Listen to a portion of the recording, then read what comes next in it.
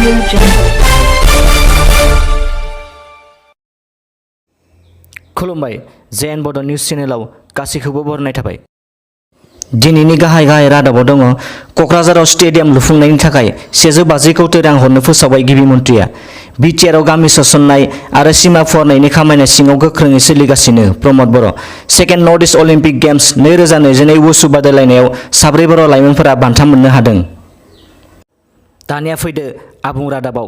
एबसुनि मावनाय हाबा आरो थांखिफोरा जेब्लाबो बर' हारिनि गोजोन आरो जौगानायनि थाखायनो। दिपेन बर'।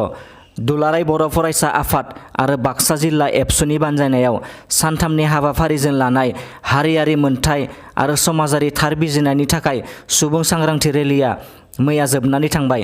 हाबाफारि बादियै बाक्सा जिल्लानि गरेस्वर दखरा दुलाराय बर' फरायसा आफादनि सिङाव थानाय बालाबारि प्राइमारि सुबुं सांग्रांथिनि सायाव जथुमनाय मेलाव बाहागो लानानै एबसुनि आफादगिरि मानाव गेदेर दिपेन बर' बिथाङा बुंथियोदि एबसुआ जोनोम जानायनिफ्रायनो हारिनि थाखाय खामानि मावबोदों, आथिखालावबो मावगासिनो आरो इयुनावबो मावलांबाय थागोन होनना बुंथियो।